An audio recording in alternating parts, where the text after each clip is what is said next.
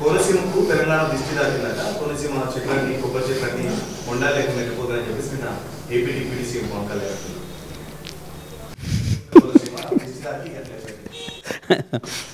ఇప్పుడు వాస్తవానికి ఎవడన్నా పోయొచ్చిండు హైదరాబాద్ నుంచి వెళ్ళాడికి తగిలితే వాళ్ళ దృష్టి ఏడ తగులుతుంది, కానీ ఆడికి పోనోని దృష్టి ఏడ తగులుతుంది, ఏం తెలియదు అది.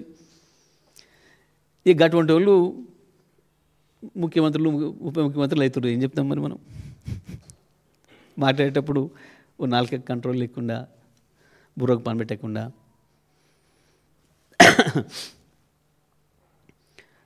రోజు వస్తే వచ్చిపోయేటోళ్ళు వందలాది వేలాది మంది అక్కడి నుంచి వాళ్ళు హైదరాబాద్ను చూసేది వాళ్ళు.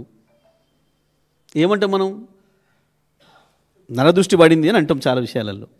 చూసి వస్తానికి బాగా ఎక్కువ మంది చూసిపోతే ఓ చేను ఎంబడి పోతుంటే బాగుంది ఈ చేను అని చెప్పి అంటారని చెప్పి పాపం దిష్టి బొమ్మలు కట్టుకుంటారు.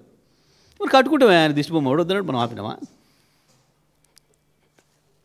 పిచ్చి మాటలు, తెలివి తక్కువ మాటలు, మైండ్లెస్.